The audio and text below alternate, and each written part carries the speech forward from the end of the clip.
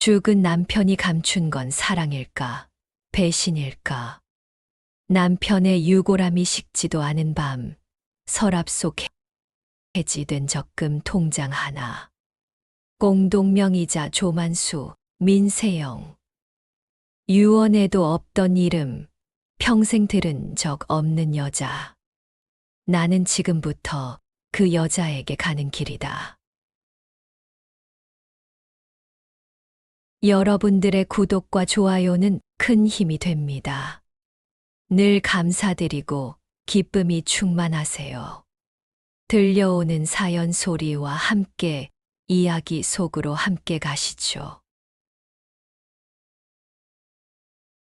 40년을 함께 산 남편의 장례를 치르고 나서야 복례는 깨달았다.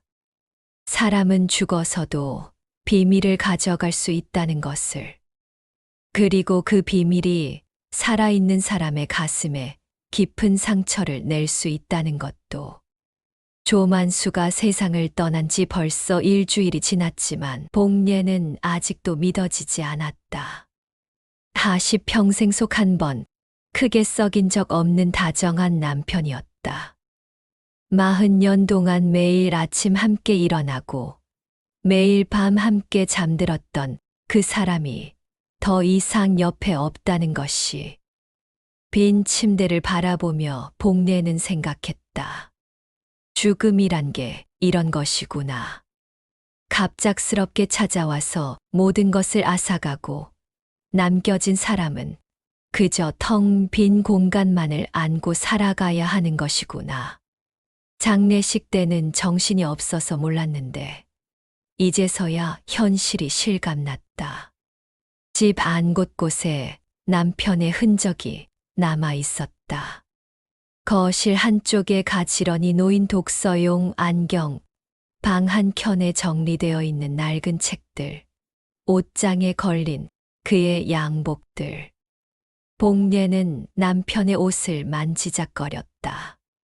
아직도 그의 채취가 남아있는 것 같았다. 그리운 냄새였다. 이제는 더 이상 맡을 수 없는 냄새. 장례식에는 많은 사람들이 왔다. 회사 동료들, 동네 사람들, 친척들. 그들은 모두 조만수를 좋은 사람이었다고 말했다. 성실하고 묵묵했던 사람, 남을 도우기 좋아했던 사람, 가족을 사랑했던 사람이라고. 복례도 그렇게 생각했다. 남편은 정말 좋은 사람이었다. 그런데 왜일까? 왜 이렇게 허전하고 뭔가 부족한 느낌이 들까? 마치 남편에 대해 알고 있다고 생각했지만 사실은 모르는 것이 더 많았던 것은 아닐까 하는 생각이 들었다. 엄마, 아버지 유품 정리 어떻게 할까요? 차근차근 해야겠어요. 딸 은실의 목소리가 복례를 현실로 돌아오게 했다. 그렇다, 유품 정리를 해야 했다. 평생을 함께 살았던 남편이 남긴 것들을 하나씩 정리해야 했다. 복례는 한숨을 쉬었다.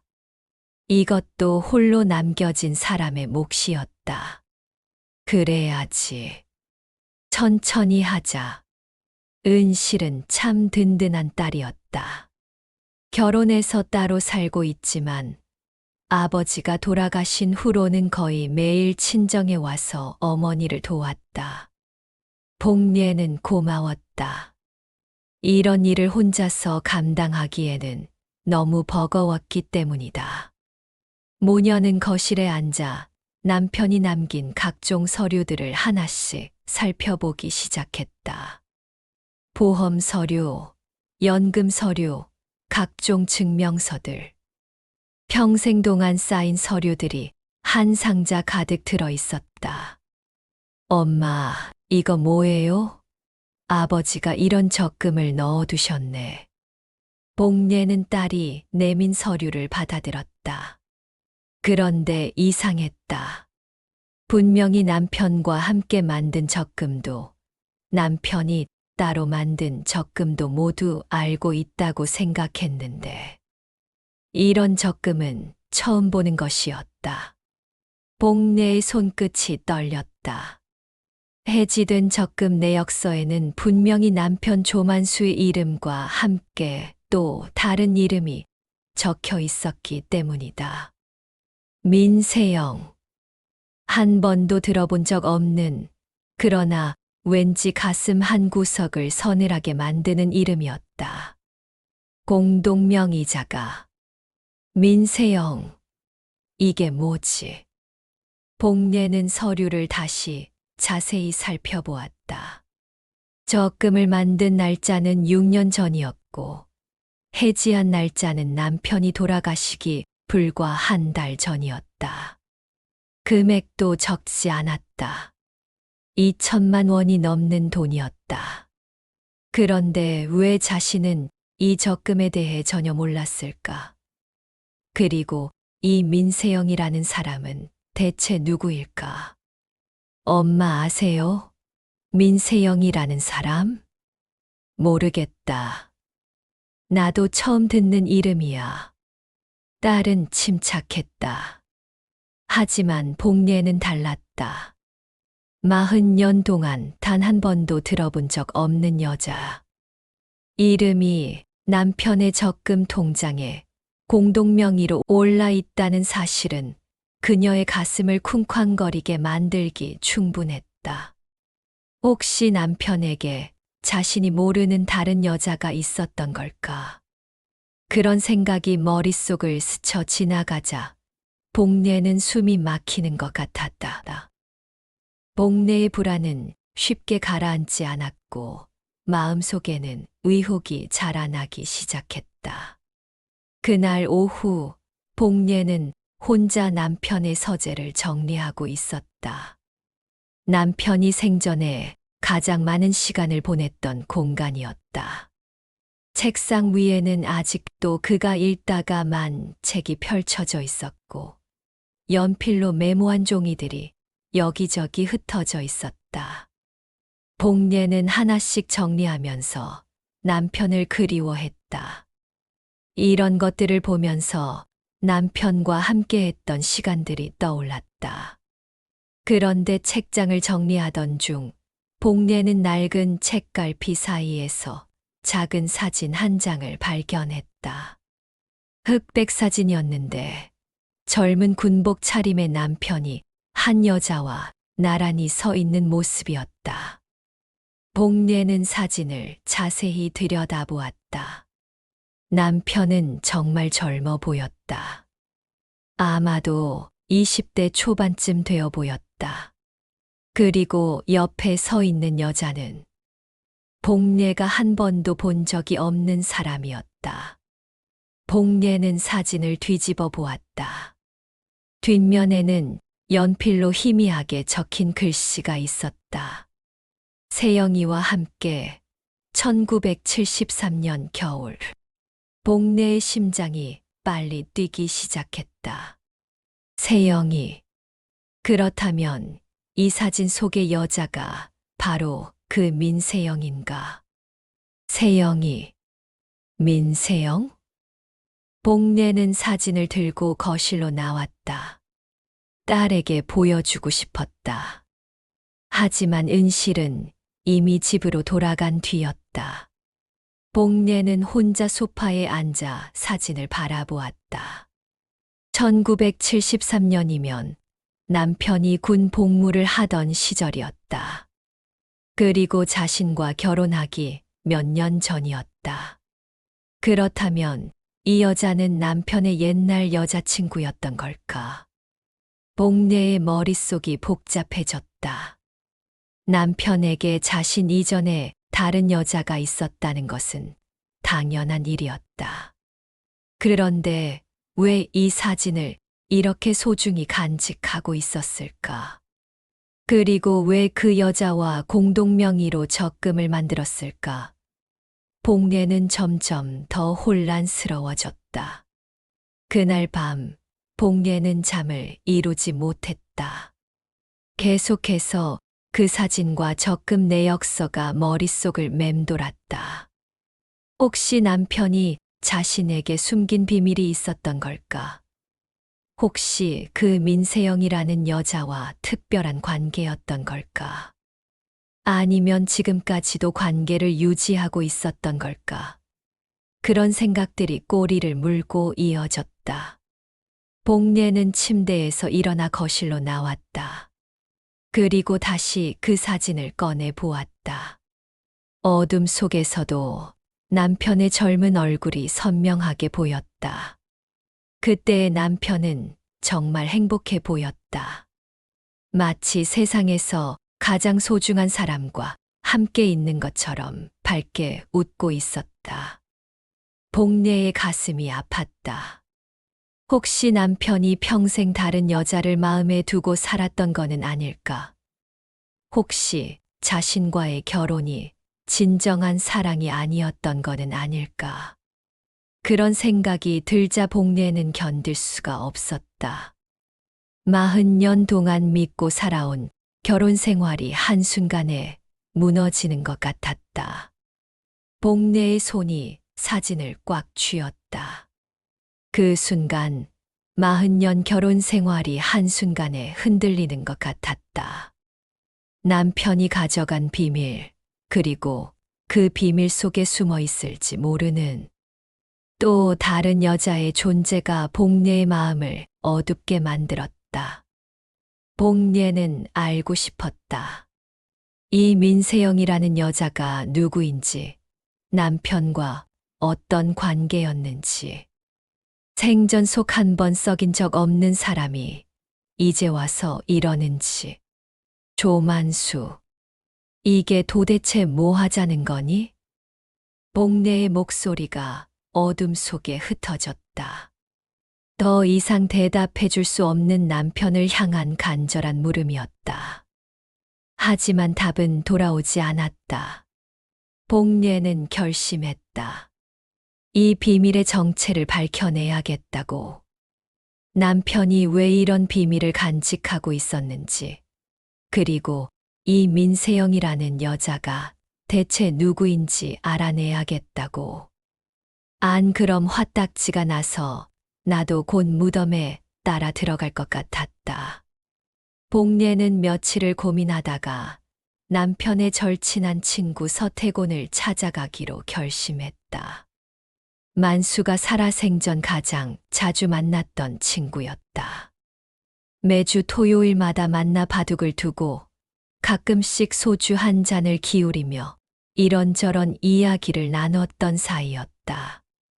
혹시 그가 민세영이라는 이름에 대해 알고 있을지도 모른다는 희망을 품고 복례는 발걸음을 옮겼다.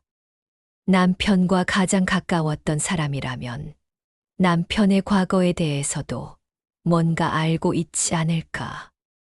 서태곤이 운영하는 작은 다방은 동네에서 오래된 곳이었다. 남편도 자주 드나들던 곳이어서 복례에게는 낯설지 않은 장소였다. 하지만 오늘은 왠지 문턱을 넘기가 어려웠다. 혹시 서태곤이 알고 있는 이야기가 자신이 감당하기 어려운 것일까봐 두려웠기 때문이다. 복례는 한참을 망설이다가 마침내 다방 문을 열었다. 다방 안은 한산했다. 오후 시간이어서인지 손님도 별로 없었다. 서태곤은 카운터 뒤에서 신문을 읽고 있다가 복례를 보자 반갑게 일어났다. 하지만 복례의 표정이 평소와 다르다는 것을 금세 알아챘다. 뭔가 심각한 일이 있다는 표정이었다. 복례 씨, 어서 오세요. 만수 일로 많이 힘들죠? 복례는 조용한 구석자리에 앉았다. 서태곤이 따뜻한 커피를 가져다 주었다. 복례는 커피잔을 두 손으로 감싸고 한참을 말없이 있었다. 어떻게 말문을 열어야 할지 모르겠었다. 남편의 비밀에 대해 묻는다는 것이 왠지 남편을 배신하는 일 같기도 했고. 동시에 자신이 알고 싶지 않은 진실을 듣게 될까봐 두렵기도 했다. 태곤 씨, 우리 그 이가 민세영이라는 사람 아시나요? 복례가 그 이름을 입에 올리는 순간 서태곤의 얼굴이 순간 굳어졌다. 커피잔을 든 손이 미세하게 떨렸고 잠깐 동안 말을 잇지 못했다. 복례는 그 반응만으로도 알 수 있었다. 서태곤이 그 이름을 알고 있다는 것을, 그리고 그 이름이 단순한 이름이 아니라는 것을. 복례는 더욱 확신했다. 분명히 뭔가 있다는 것을. 남편이 숨겨온 비밀이 있다는 것을. 역시 아시는군요. 누구예요? 그 사람이 우리 만수와 어떤 사이였어요? 긴 침묵이 흘렀다. 다방 안에는 라디오에서 나오는 옛날 가요만이 흘러나오고 있었다. 서태곤은 한참을 고민하는 듯 했다. 복례는 초조했다. 그 침묵이 길어질수록 더욱 불안해졌다. 복례 씨, 그건 정말 오래전 일이에요. 오래전이라도 알고 싶어요. 제발 말씀해 주세요. 복례의 간절한 눈빛을 받은 서태곤은 결국 한숨을 깊게 쉬고 나서 입을 열었다. 하지만 그의 목소리는 여전히 조심스러웠다. 군대 시절 만수가 잠깐 사귀던 여자였어요. 하지만 그게 다예요. 정말 오래전 일이고. 복례의 가슴이 철렁 내려앉았다. 역시 그랬구나 하는 생각과 함께 동시에 더 큰 의문이 생겼다. 군대 시절의 여자친구라면 정말 옛날 일이 맞다. 그런데 왜 최근까지 적금을 공동명의로 만들어 두었을까?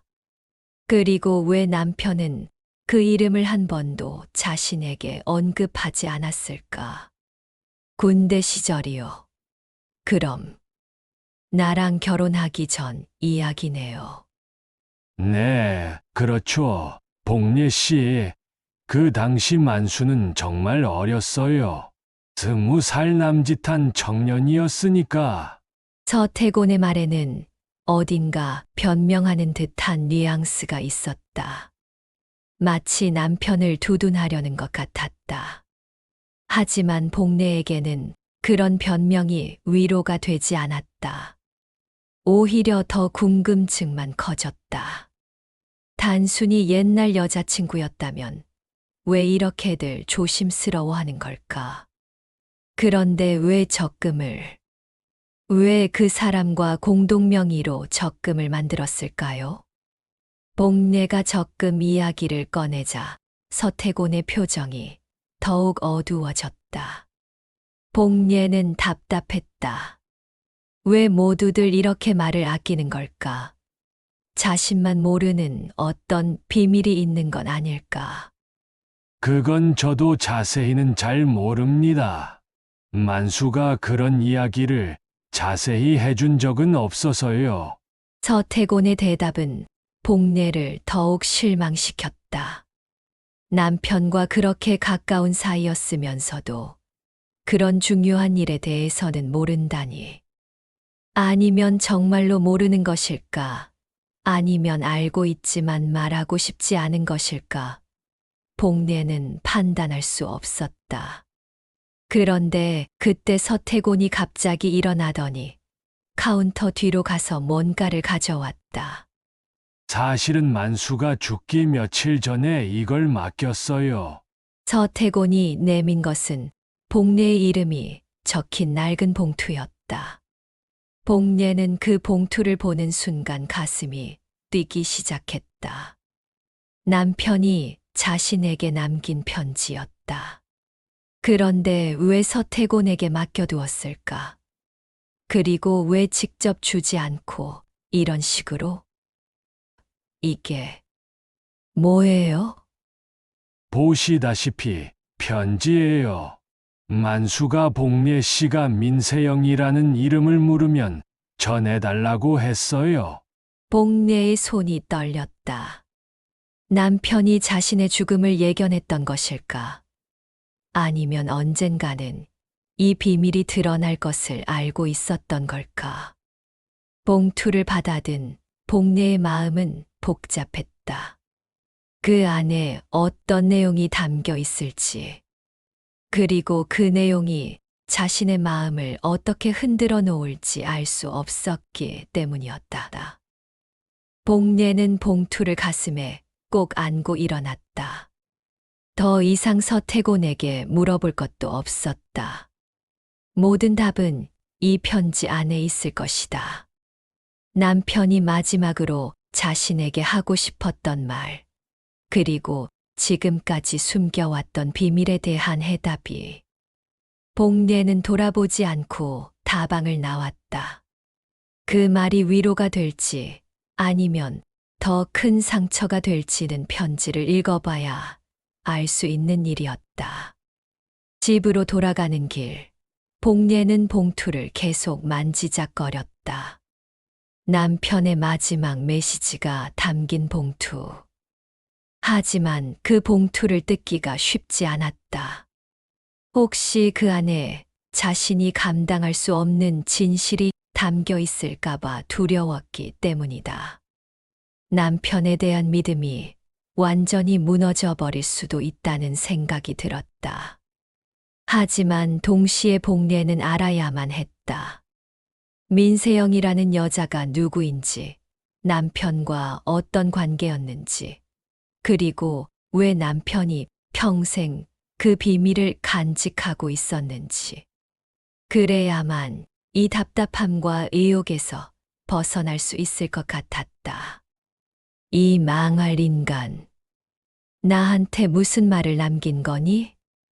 복례의 중얼거림이 저녁 공기에 흩어졌다. 집까지 가는 길이 평소보다 훨씬 길게 느껴졌다. 그리고 그 길 끝에서 복례를 기다리고 있는 것은 남편의 마지막 비밀이었다. 과연 그 비밀이 자신에게 어떤 의미일까? 복례는 두려우면서도 궁금했다. 집에 돌아온 복례는 며칠을 고민했다. 남편의 편지를 읽어보아야 한다는 것은 알았지만 선뜻 봉투를 뜯을 수가 없었다. 그 안에 담긴 내용이 자신이 상상했던 것보다 더 충격적일까봐 두려웠기 때문이다. 혹시 남편이 평생 다른 여자를 사랑했다는 고백이 담겨 있을까? 혹시 자신과의 결혼이 어쩔 수 없는 선택이었다는 이야기일까? 그런 생각들이 복례를 괴롭혔다. 하지만 결국 복례는 편지를 읽었다. 그리고 그 안에서 민세영의 주소를 발견했다. 남편이 친절하게 적어 놓은 주소였다. 마치 복례가 언젠가는 그 사람을 찾아갈 것을 예상했던 것처럼. 편지에는 그저 미안하다는 말과 함께 직접 만나서 이야기를 들어보라는 내용만 간단히 적혀 있었다. 복례는 더욱 혼란스러웠다. 남편은 왜 자세한 설명 대신 이런 수수께끼 같은 말만 남겨둔 걸까? 며칠을 더 고민한 끝에 복례는 민세영을 직접 찾아가기로 결심했다. 이 답답함과 의욕을 해결하려면 당사자를 만나는 수밖에 없다고 생각했다. 남편의 편지에 적힌 주소를 따라 찾아간 곳은 시내 외곽의 낡은 다세대 주택이었다. 복례가 사는 동네와는 사뭇 다른 분위기였다. 골목길은 좁았고 건물들은 오래되어 보였다. 복례는 주소를 확인하며 건물을 찾았다. 3층 건물의 2층이었다. 계단에 올라가면서 복례의 심장은 빨리 뛰었다. 곧 남편의 비밀을 알고 있는 여자를 만나게 된다는 생각에 긴장되었다. 과연 그 여자는 어떤 사람일까? 아름다웠을까? 남편보다 어릴까? 온갖 상상이 복례의 머릿속을 스쳐 지나갔다. 2층에 도착해서 복례는 한참을 망설였다. 배를 누르면 돌이킬 수 없다는 생각이 들었다. 하지만 여기까지 온 이상 돌아갈 수도 없었다. 복례는 용기를 내어 배를 눌렀다.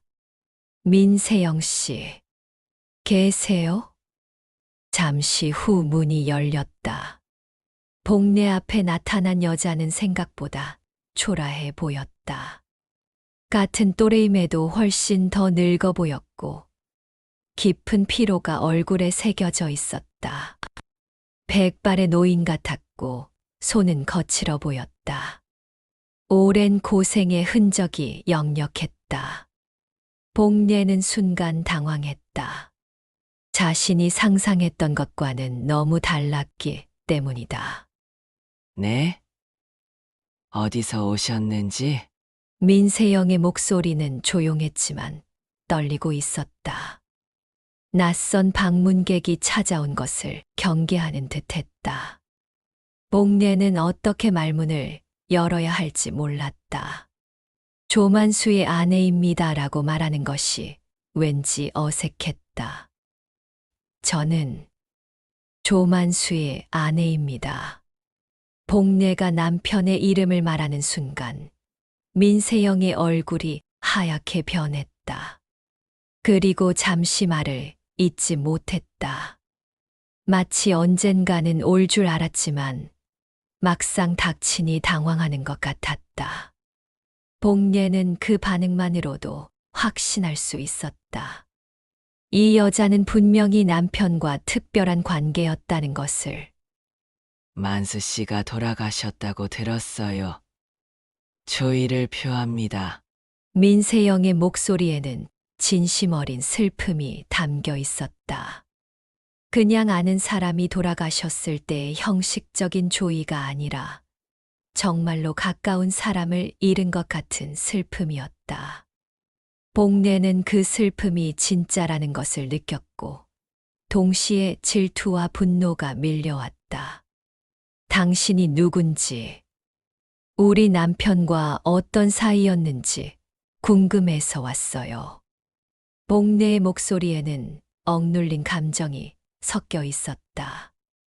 민세영은 그 감정을 읽어내는 듯했다. 그리고 잠시 망설이더니 복례를 집 안으로 들어오라고 했다.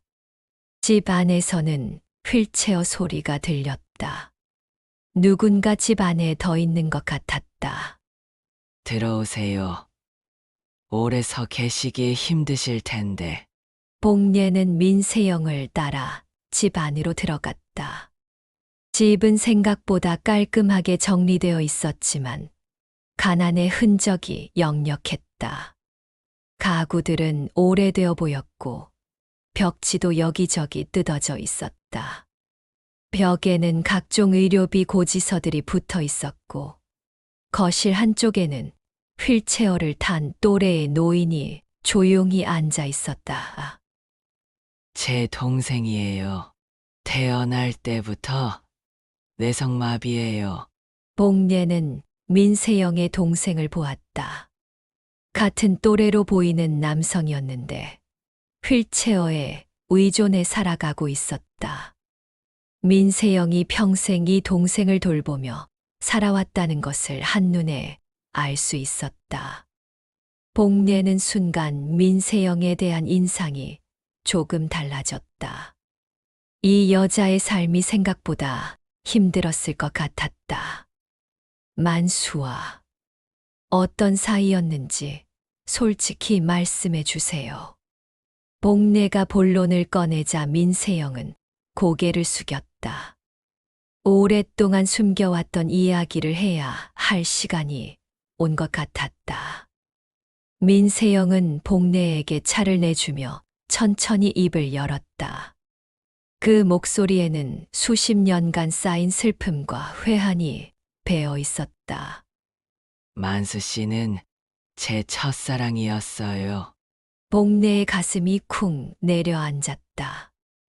예상했던 말이었지만 직접 듣는 것은 달랐다. 남편의 첫사랑이 자신 앞에 앉아 있다는 현실이 받아들여지지 않았다. 복례는 민세영을 자세히 보았다. 과연 남편이 사랑했던 여자는 어떤 모습이었을까? 군대 시절 정말 잠깐이었지만 행복했던 시간이었어요. 민세영의 목소리는 점점 더 작아졌다. 하지만 복례에게는 천둥 소리보다 크게 들렸다. 남편이 다른 여자와 행복했던 시간이 있었다는 것. 그리고 그 여자가 바로 자신 앞에 앉아 있다는 것이 복례에게는 충격이었다. 그럼 왜 헤어지신 거예요? 그때 아이를 가졌어요. 민세영의 말에 복례는 숨이 막혔다. 남편과 이 여자 사이에 아이가 있었다니. 그럼 혹시 지금도 그 아이가 어딘가에 살고 있는 건 아닐까? 복례의 머릿속이 복잡해졌다. 하지만 결혼할 수 없는 상황이었어요. 만수 씨는 군 복무 중이었고 저는 이 아이를 돌봐야 했으니까. 민세영이 동생을 바라보았다. 그때도 지금도 이 동생이 그녀의 인생을 결정하는 가장 큰 요소였던 것 같았다. 복례는 조금씩 상황을 이해하기 시작했다. 하지만 여전히 의문은 남아 있었다. 그래서 아이는? 결국 지울 수밖에 없었어요. 그런데 그 후유증으로 아이를 가질 수 없게 되었어요. 민세영의 목소리가 떨렸다. 아직도 아픈 기억인 것 같았다. 복례는 갑자기 이 여자가 불쌍해졌다. 첫사랑도 잃고 아이도 잃고 평생 혼자 살아야 했던 여자. 하지만 동시에 또 다른 의문이 생겼다. 그래서 우리 그이가 적금을 들어준 건가요?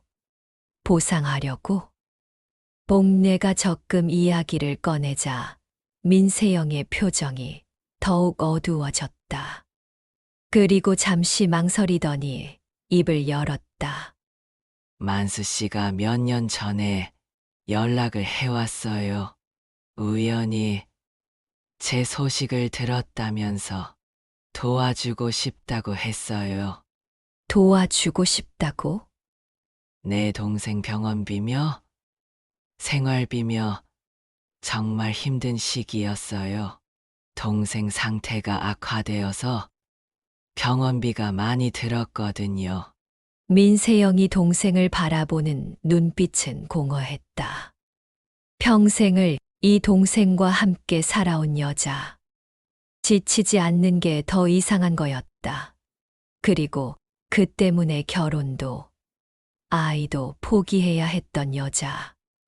복례는 점점 더 복잡한 감정에 휩싸였다. 하지만 결코 만나지 않았어요. 그냥 통장으로만 도움을 받았을 뿐이에요. 민세영의 목소리에는 간절함이 담겨 있었다. 복례가 오해하지 않기를 바라는 마음이 절실해 보였다. 하지만 복례는 쉽게 믿을 수 없었다. 40년 동안 남편이 자신에게는 한마디도 하지 않았던 일이었으니까. 그걸 어떻게 믿으라고 하세요? 40년 동안 남편이 나한테는 한마디도 안 했는데. 복례의 목소리가 높아졌다. 억눌렸던 감정이 터져나오는 것 같았다. 민세영은 고개를 더욱 숙였다. 복례의 분노와 상처를 이해하는 것 같았다. 만수 씨는 정말 착한 사람이었어요. 그래서 더욱 말하기 어려워했던 것 같아요. 그래도 이건 아니잖아요? 그건 줄선 사람의 등을 한번 밀어주는 마음이었다고 했어요. 민세영이 한 마리 복내에게는 이상하게 들렸다. 등을 밀어준다니 무슨 뜻일까? 하지만 민세영은 더 이상 자세한 설명을 하지 않았다. 만수 씨가 마지막에 이 편지를 주라고 했어요. 편지가 우편으로 왔어요. 민세영이 낡은 봉투를 꺼내 복내에게 건넸다. 또 다른 편지였다. 복내는 그 편지를 받아들면서 생각했다. 남편이 얼마나 많은 준비를 해두었던 걸까? 마치 자신의 죽음 이후에 벌어질 일들을 모두 예상하고 있었던 것 같았다. 저는 이해할 수 없어요. 복내는 편지를 들고 일어났다. 더 이상 이 집에 있고 싶지 않았다. 민세영의 말을 믿을 수도 없었고 남편의 행동을 이해할 수도 없었다. 마음속에는 분노와 슬픔이 뒤섞여 있었다. 집을 나오면서 복례는 생각했다. 과연 진실은 무엇일까? 정말로 남편과 민세영은 다시 만나지 않았던 걸까? 아니면 자신이 모르는 사이에 계속 만나고 있었던 걸까? 그리고 이 등을 밀어준다는 말은 무슨 뜻일까? 복례에게는 아직도 풀리지 않은 의문이 너무 많았다. 민세영의 집을 나온 후 복례는 며칠간 잠을 이루지 못했다. 남편이 남긴 두 번째 편지를 읽어봐야 한다는 생각에 사로잡혔지만 동시에 그 안에 담긴 내용이 두려웠다. 혹시 자신이 상상했던 것보다 더 깊은 관계였다면, 혹시 남편이 평생 다른 여자를 마음에 두고 살았던 것은 아닐까? 복례는 편지를 책상 서랍 깊숙이 넣어두고 꺼내기를 반복했다. 마음의 준비가 되지 않았기 때문이다. 며칠이 지난 어느 저녁, 복례는 마침내 용기를 내어 편지를 펼쳤다. 남편의 친숙한 글씨체가 복례의 눈에 들어왔다. 평생을 함께 살면서 수없이 봤던 그 글씨. 장보기 목록을 적을 때도, 은행 업무를 볼 때도 항상 정성스럽게 한 글자 한 글자 써내려가던 그 손글씨였다. 복례는 편지를 읽기 시작했다. 복례야, 이 편지를 읽고 있다는 것은 내가 세영이를 만났다는 뜻이겠지. 미안하다. 정말 미안하다. 복례의 목소리가 떨렸다.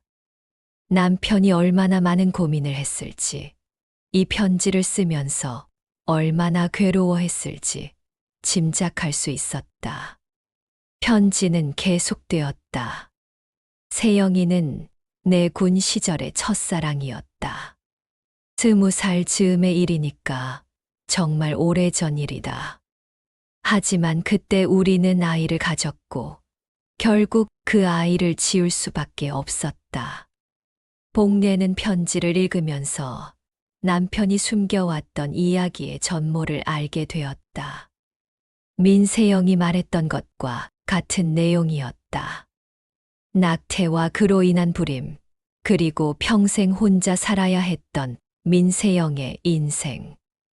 그때 나는 어렸고 겁이 많았다. 세영이 혼자 그 모든 걸 감당하게 했다. 평생 미안했다. 그 죄책감을 안고 살아왔다. 남편의 고백이 계속되었다. 복례는 남편이 평생 짊어지고 살았던 무게를 처음으로 알게 되었다. 젊은 시절의 실수와 선택, 그리고 그로 인해 불행해진 여자에 대한 책임감.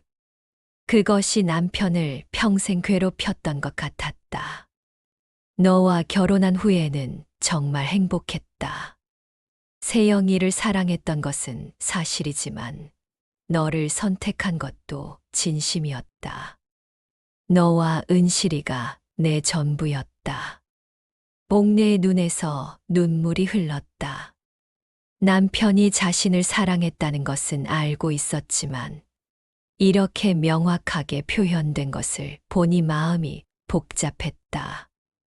안도감과 동시에 서운함도 밀려왔다. 왜 살아생전에는 이런 이야기를 하지 않았을까? 몇 년 전 우연히 세영이의 소식을 들었다. 혼자서 장애인 동생을 돌보며 힘겹게 살고 있다는 이야기였다. 그때 알았다. 내가 해야 할 일이 무엇인지. 편지는 남편이 민세영을 도와주게 된 경위를 자세히 설명하고 있었다. 그것은 사랑 때문이 아니라 책임감 때문이었다. 젊은 시절 자신의 선택으로 인해 불행해진 여자에 대한 늦었지만 마땅한 책임이었다. 하지만 만나지는 않았다. 단 한 번도.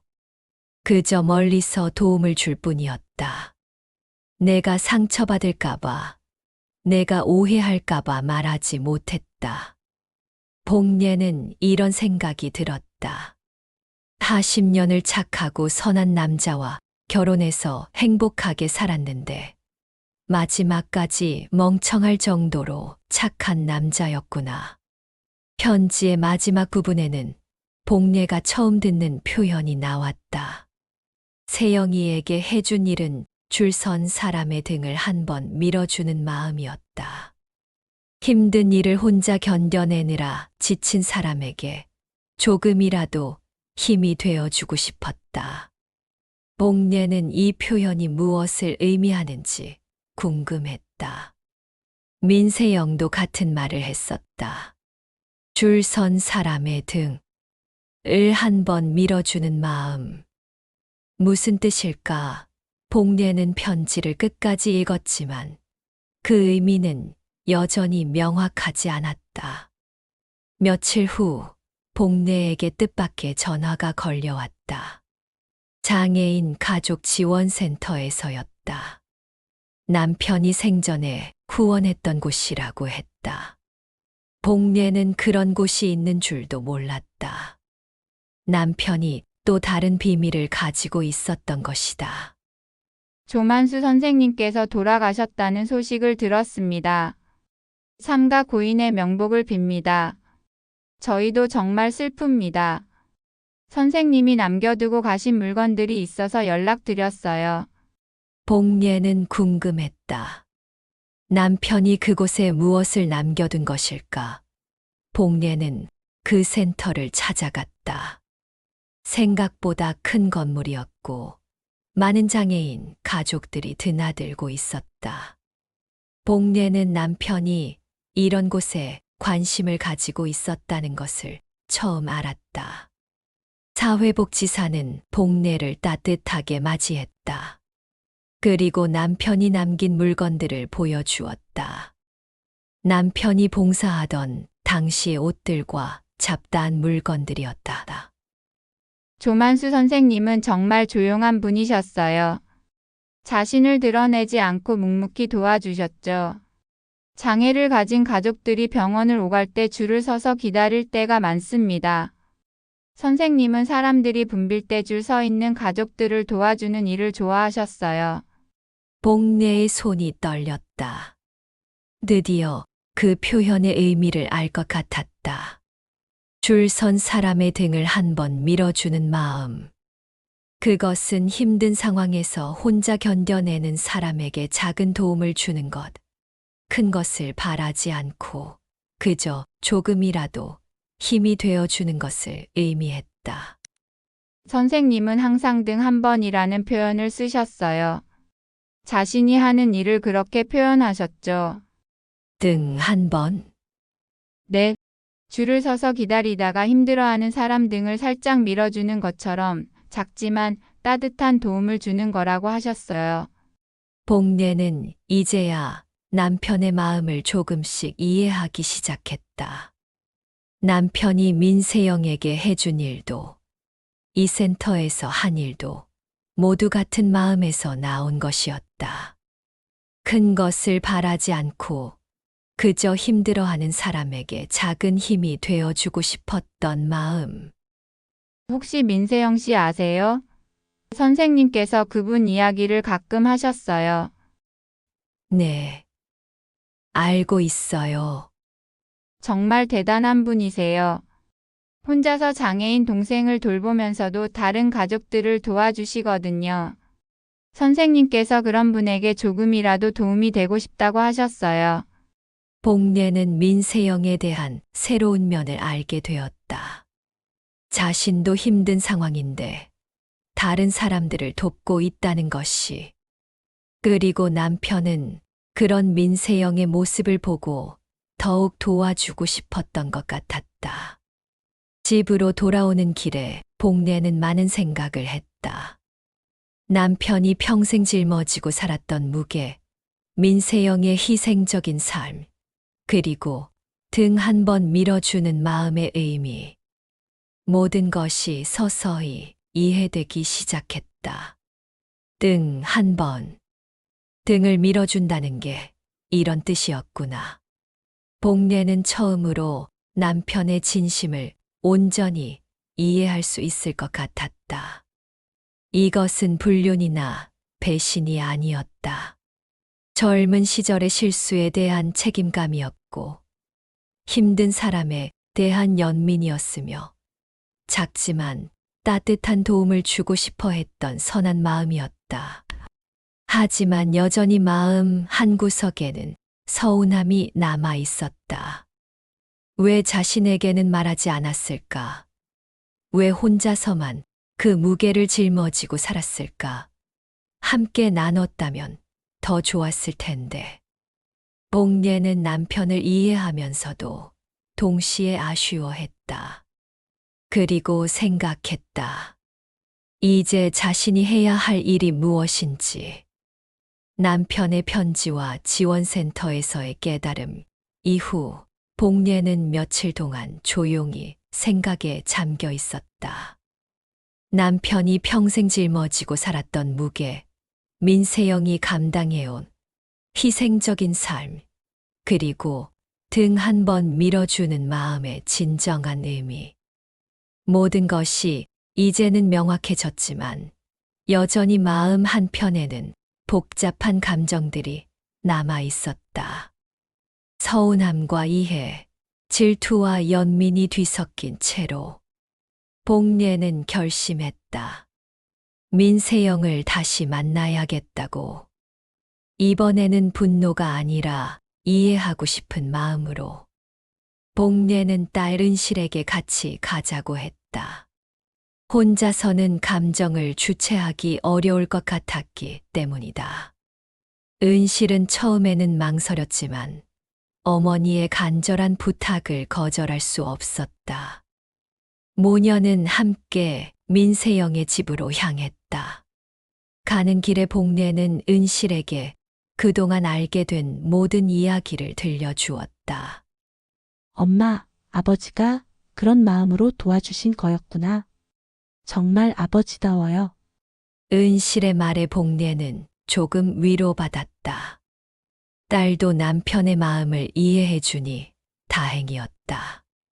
하지만 여전히 복례의 마음은 복잡했다. 남편을 이해하면서도 서운했고, 민세영을 연민하면서도 질투심을 완전히 떨칠 수는 없었다. 민세영의 집에 도착했을 때 복례의 마음은 지난번과는 달랐다. 더 이상 적대감이나 의심은 없었다. 대신 미안함과 부끄러움이 들었다. 지난번에 너무 감정적으로 대했던 것이 후회되었다. 복례는 문을 두드렸다. 민세영 씨, 저예요. 복례입니다. 문이 열리자 민세영의 얼굴에는 놀라움이 스쳐 지나갔다. 복례가 다시 올 줄은 몰랐던 것 같았다. 그리고 복례 옆에 서 있는 은실을 보며 더욱 당황스러워했다. 아, 또 오셨네요. 딸분도 함께. 지난번에는 죄송했어요. 너무 감정적으로 대했던 것 같아요. 복례 사과에 민세영은 고개를 저었다. 충분히 그럴 만했다는 표정이었다. 민세영은 두 사람을 집 안으로 들어오라고 했다. 집 안은 지난번과 똑같았다. 여전히 가난했지만 깔끔했고 휠체어를 탄 동생이 조용히 앉아 있었다. 이번에는 복례가 민세영의 동생에게 인사를 건넸다. 지난번에는 너무 충격받아서 제대로 인사도 하지 못했었다. 동생은 말은 하지 못했지만 눈으로 복례를 바라보았다. 그 눈빛에는 감사함이 담겨 있었다. 그 이의 편지를 다 읽었어요. 그리고 지원센터에도 가봤고요. 복례가 본론을 꺼내자 민세영의 표정이 조금 밝아졌다. 이제 모든 진실을 알았다는 뜻이었으니까. 더 이상 오해나 의심이 없을 것이라는 안도감이 느껴졌다. 그럼 이해하셨나요? 만수 씨의 마음을요? 네. 이제 알겠어요. 왜 우리 만수가 당신을 도와줬는지.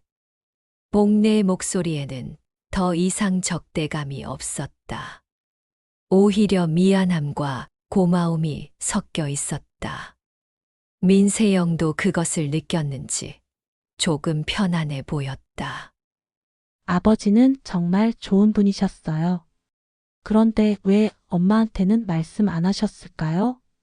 은실의 질문에 민세영이 잠시 망설였다. 그리고 조심스럽게 입을 열었다.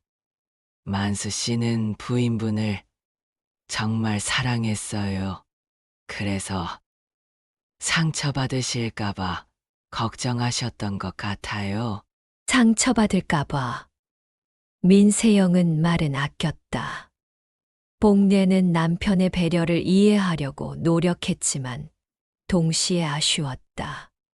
하지만 이제는 그런 아쉬움보다는 말하기 힘들었을 사정도 남편의 선한 마음도 느껴졌다.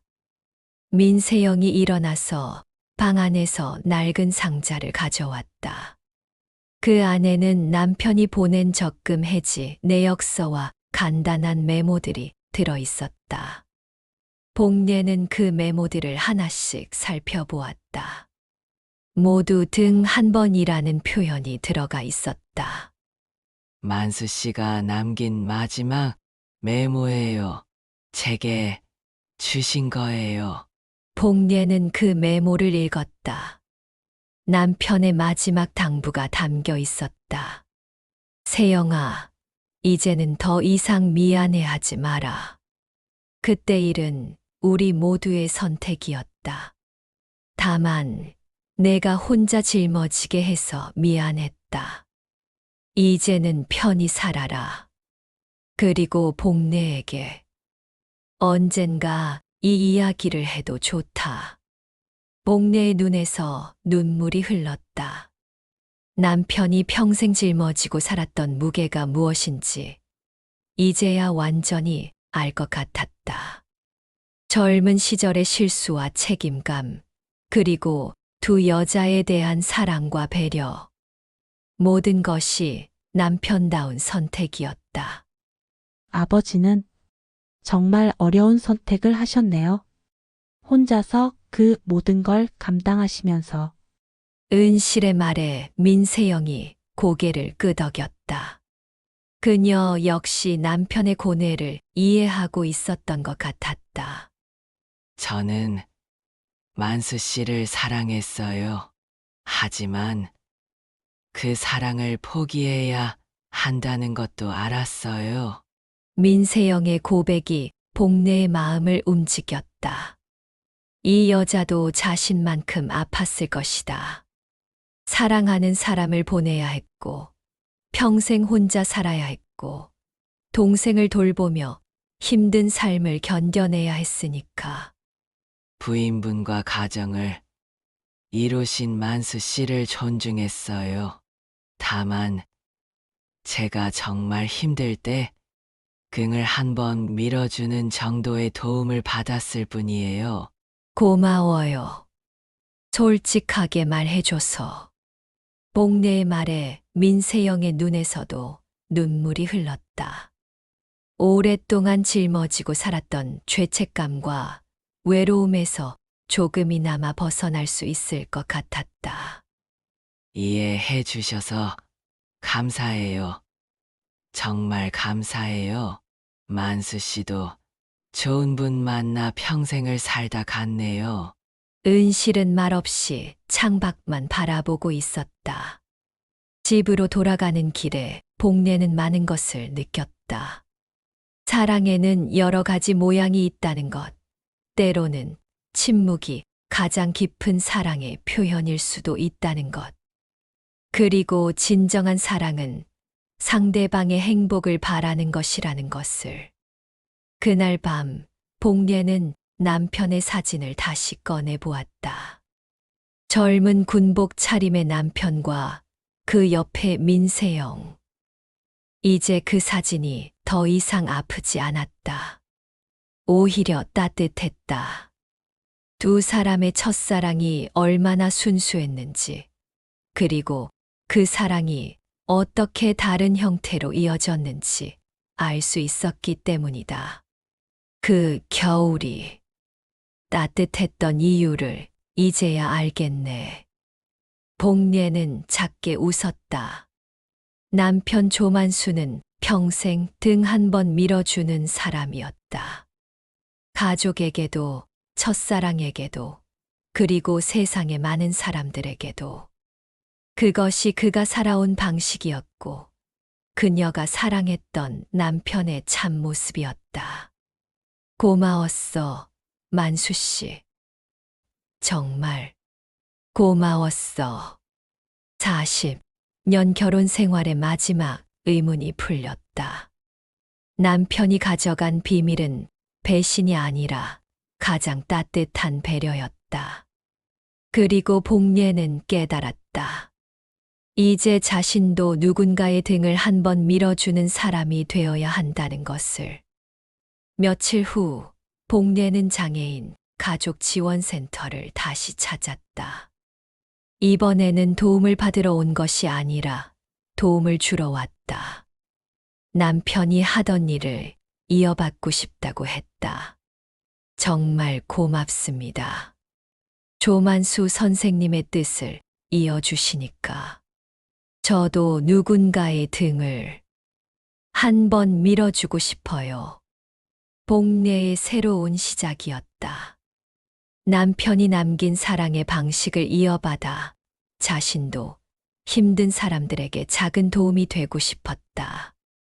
그것이 남편에 대한 가장 좋은 추모이자 자신의 새로운 삶의 방식이 될 것 같았다.